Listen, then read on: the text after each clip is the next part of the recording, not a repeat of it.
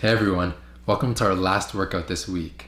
So we all came across this video and this is our leg workout, right? And this is like kind of like everyone's most dreaded workout of the week, legs for most people, because it's such a hard thing to do and it takes a lot of energy. But I know you guys can get through it and there's a lot of details in the video. So make sure you pay attention closely to every detail I talk about because everything's important.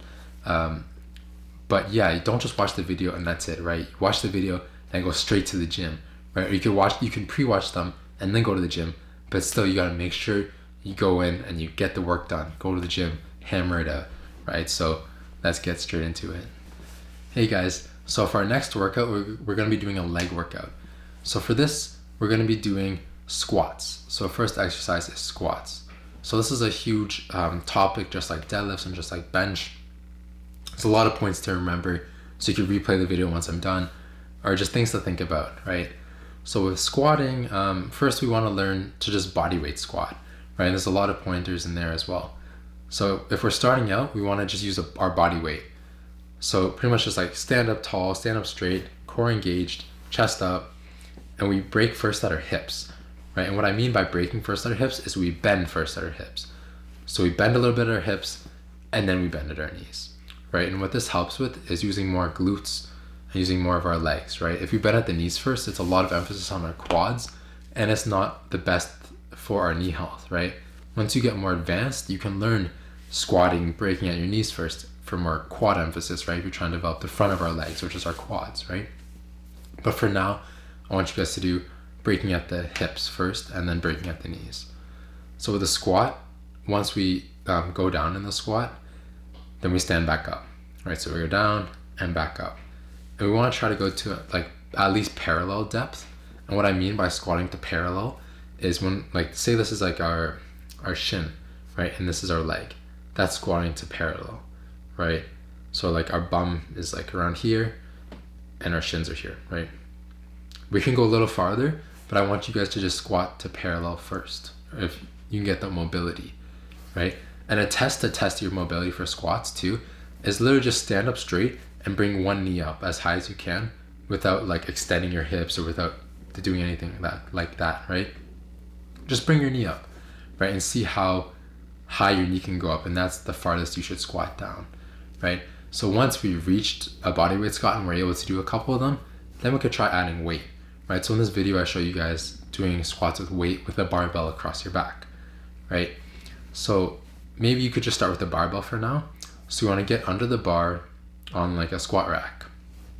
And the bar should be at about your low to mid trap level, right? The bar should not be on your neck, right? Some people put the bar like really high up, it's like on their neck, right? And that's not healthy for you, right? It's not good for your spine, not good for your neck, right? Because all that pressure is going downwards, right? So you want to find a comfortable spot on your, for the bar on your lower traps, your upper back area, where it sits comfortably, right? And a variation, if that's uncomfortable for you, is you can do what's called a front squat, right? And then that's putting the bar across your shoulders and you cross your arms and you hold the bar in front of you, right? And that's much more comfortable, but that exercise uses a lot more core, right? It's a lot more abs, right? And it's a harder exercise, right?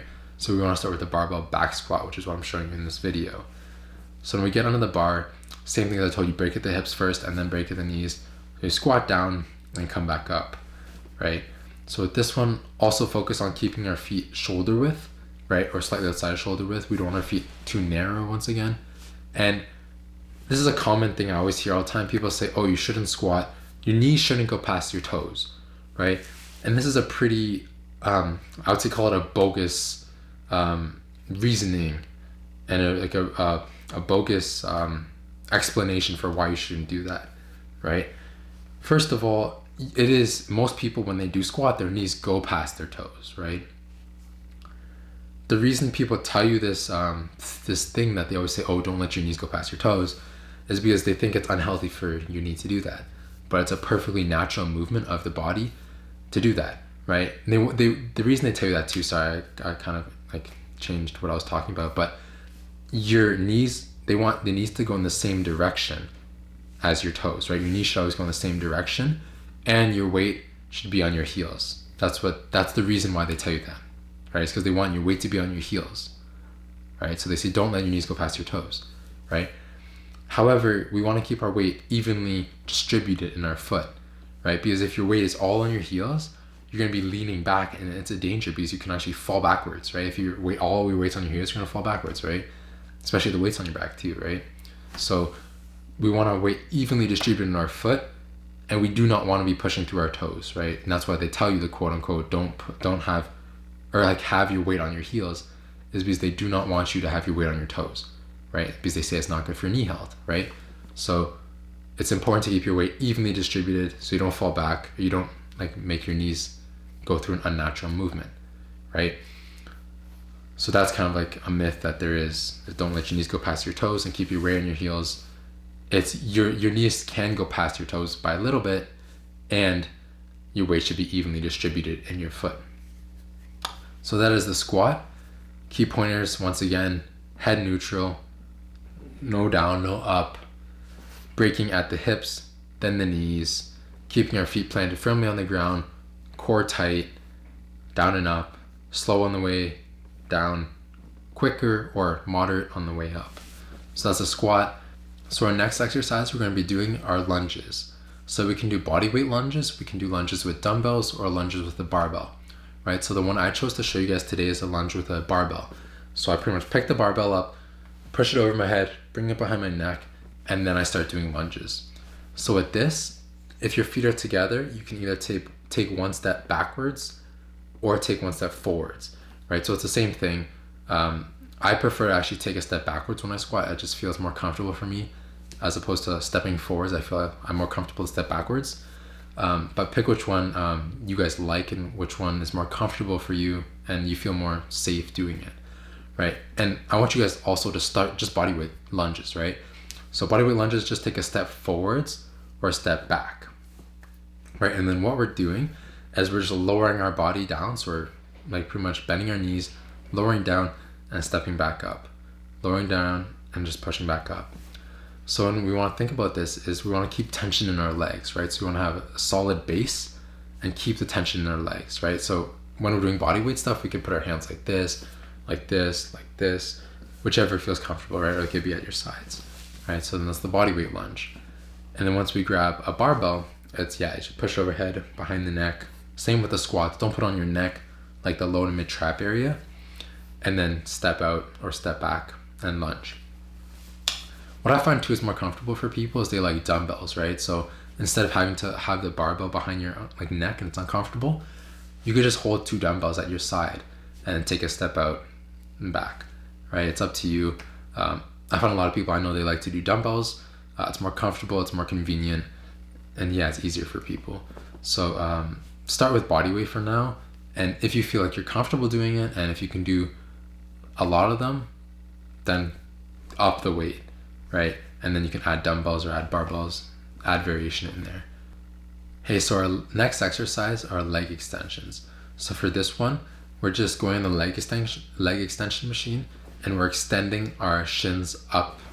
So we're pretty much just kicking our knee out, or it's not kicking our knee out, just kicking our shins up. So it's pretty much like, it's like, you know, that knee jerk test when your doctor hits your knee and your knee comes up. That's pretty much the motion we're doing.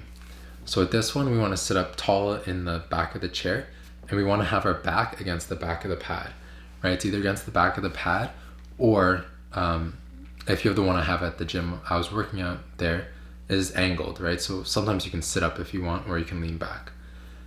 And we want to focus on squeezing the quads, because this is a quad movement, right? So when we're doing it, analogy I like to do to help you focus more on like the inner quads, is imagine like you have a watermelon or a tennis ball or some sort of a ball, a soccer ball between your knees, right? You want to kind of squeeze it, right? So you're not actually squeezing any balls, but like imagine it's like an imaginary ball and you're applying inwards tension on your quads, right?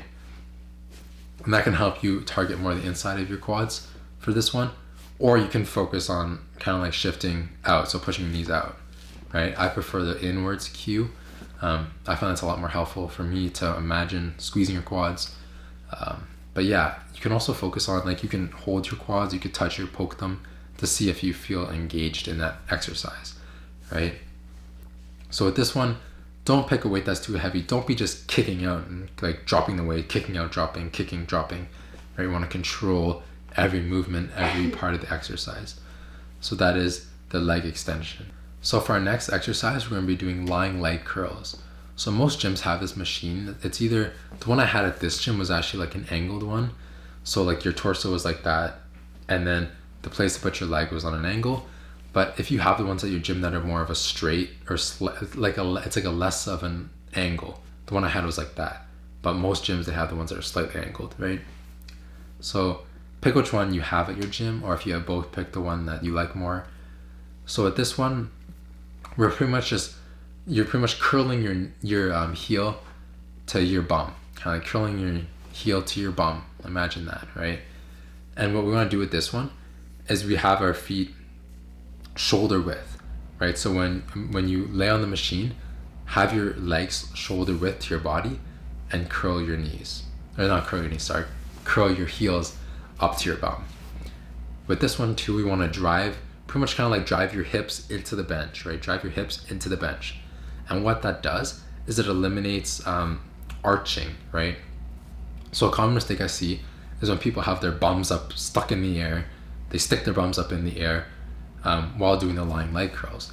And the reason why you don't want to do this is because it's more glute emphasis, and it takes away from hamstring development, right? The reason why we push our hips into the bench is to isolate our hamstrings more, right? And that's why we're doing this specific exercise, is to isolate as much as we can our hamstrings. So there's other variations when you stick your butt up in the air, but for this one, we're going to focus on driving our hips into the bench so we can focus more on our hamstring contraction. So that is the lying leg curl. Hey guys, we just finished off our leg workout, and that's awesome, right? We're done our leg workout, which is like the most dreaded workout people hate, right? So we literally straight up finished our whole phase 1 already, right? That's awesome, right? We're done 1 full week of the program. We're 1 step closer to our final goals of learning how to work out properly and develop confidence in yourself to go to the gym and understand all those motions, all the movements, and all the exercises, right? So that's awesome, right? If you're still here with me, that's awesome, right? We finished 1 week together and we're ready to move on to week 2, right? So I'm so pumped and excited to take you guys through week 2 as well, and the following weeks, right? So we're done 1 week and we got 4 more weeks of awesomeness to go, right? So we're gonna learn more techniques, more workouts, different types of stuff. We're gonna switch stuff up. So hopefully you guys like it so far, and we're gonna keep going, keep pushing, keep driving, keep going forwards, and learning more. So see you guys